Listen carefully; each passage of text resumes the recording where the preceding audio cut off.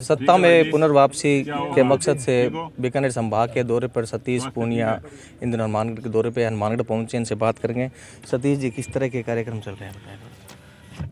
मैं पार्टी का मुख्य कार्यकर्ता हूं और संगठन के विस्तार की मेरी जिम्मेवारी है। सब कार्यकर्ताओं को साथ लेके पार्टी का संगठन सर्वस्पर्शी सर्वव्यापी बने, इस मुहिम में हूं और पार्टी का केंद्रीय अभियान सशक्त मंडल और सक्रिय बूथ समिति का चल रहा है।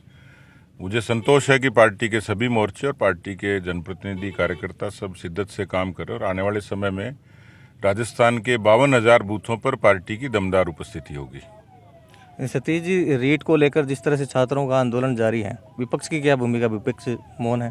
देखिए, विपक्ष मौन नहीं है। भारतीय जनता युवा मोर्चा ने सबसे पहले आक्रामक प्रदर्शन किया, उन पर लाठियां पड़ी और उसके बाद उससे पहले जब सब इंस्पेक्टर की और जेएन की भर्ती थी, सदन में रिकॉर्ड पे है, पार्टी ने पहले चेता दिया था कि राजस्थान में संघ निकल का एक संगठित गिरोह है, पर सरकार ने सुनी नहीं और उसके बाद लगातार हम लोग अलग अलग मंचों पर इस बात को उठाते रहे। पार्टी के अलग अलग जिलों में जन आक्रोश रैलियों के माध्यम से बेरोजगारों की मांग उठाई और आज भी पार्टी हनुमानगढ़ से लेके 1 तारीख को पूरे राजस्थान में रीट पे सीबीआई की जांच को लेकर प्रदर्शन करेगी। हाल ही में जो रेलवे रोक रहे हैं बेरोजगार, जिस तरह से बिहार हो दूसरे राज्यों के अंदर आंदोलन चल रहा है, रेल मंत्रालय ने एक अभी नोटिस और जारी किया है कि जिस तरह से आंदोलन कर रहे हैं, जो भी तोड़फोड़ कर रहे हैं, उनको कभी भी रेलवे में नौकरी नहीं मिली। कि क्या आवाज़ दबाने की कोशिश नहीं है? मेरे ख्याल से पिछले 7 वर्षों में, और वाजपेयी जी की सरकार थी, तो यदि 50 सालों का इतिहास देखेंगे तो सर्वाधिक रेलवे की भर्तियां भारतीय जनता पार्टी के शासनकाल में हुई हैं। ये बात ठीक है कि देश में बेरोजगारी है, अनेक प्रदेश उसके कारक हैं, लेकिन फिर भी मोदी जी के शासन में स्किल इंडिया से लेके मुद्रा तक लोगों को, कार्यकर्ताओं को, जवानों को, नौजवानों को उसके जरिए आत्मनिर्भर बनाने की पहल हुई है। क्योंकि सरकारी नौकरियों की सीमितता है, वो एक मुद्दा जरूर है, लेकिन कांग्रेस पार्टी ने लोगों को, कार्यकर्ताओं को, जनता को गुमराह किया और कार्यकर्ता को सबसे पहले रोजगार की जरूरत है, वो स्वरोजगार हो या सरकारी नौकरी हो, लेकिन सरकारी नौकरियों पर निर्भरता ये कांग्रेस का अपना स्लोगन था। पर मुझे लगता है कि ये जो कुछ अपवाद स्वरूप कुछ बातें होती हैं वो कभी न कभी डिफ्यूज भी होंगी, पर केंद्र की सरकार की बेरोजगारी के मामले में नीति स्पष्ट है और वो प्रतिबद्ध है कि हिंदुस्तान के नौजवानों के कल्याण का काम करे। प्रदेश में बलात्कार की घटनाएं हो रही हैं, कानून व्यवस्था पूरी तरह से सरमरा चुकी है, विपक्ष का किस तरह से देखते हैं? राजस्थान इस समय अपराधों की राजधानी हो गया और ये पहली बार ऐसा दृश्य हुआ कि 6.5 लाख एफआईआर दर्ज होना, और उसमें भी खासतौर पर दलितों, वंचितों और महिलाओं के प्रति ये अपराध बढ़े हैं। आज कोई भी अबला न अस्पताल में सुरक्षित है, न घर में सुरक्षित है, न सड़क पर, न स्कूल में।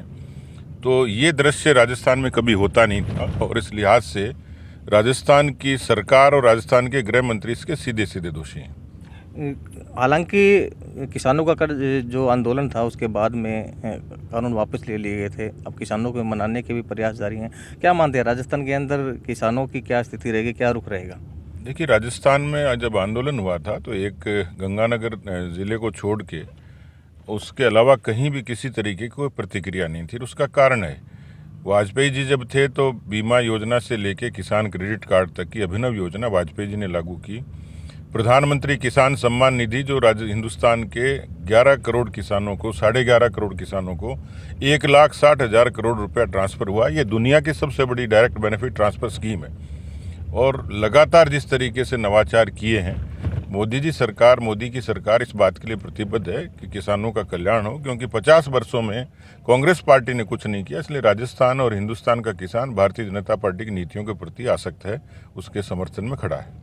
आने वाले समय में क्या लग रहा है, पुनर्वापसी होगी?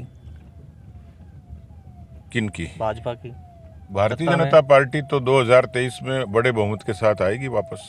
इसमें जनधारणा भी काम करेगी, सरकार की एंटी इनकम्बेंसी भी काम करेगी और हमारी अपनी संगठन की खूबियां भी काम करेंगी। सतीश जी, किसानों की हालात, जो हनुमानगढ़ की बात कर रहा हूँ मैं, हनुमानगढ़ में यूरिया को लेकर काफ़ी लाइनें लग रही है, आंदोलन हो रहे हैं और यहाँ तक कि उन पर लाठीचार्ज भी हो रहा है। क्या कहेंगे आप इस पर? देखिए, यूरिया की किल्लत तो है, इसमें तो कोई दो राय नहीं, क्योंकि डिमांड बड़ी है और उतना प्रोडक्शन और उतना डिस्ट्रीब्यूशन नहीं है। लेकिन फिर भी राजस्थान की सरकार की नैतिक जिम्मेवारी थी कि उसको ठीक तरीके से वितरित करती। उसमें उन्होंने भेदभाव किया, राजनीतिक भेदभाव किया और इस तरीके के राजस्थान के मुख्यमंत्री मुद्दे और तरीके ढूंढते हैं किस तरीके से केंद्र की सरकार को बदनाम करें, लेकिन वो अपनी नैतिक जिम्मेवारी से बच नहीं सकते। यहाँ के कार्यकर्ताओं को क्या संदेश दिया आपने?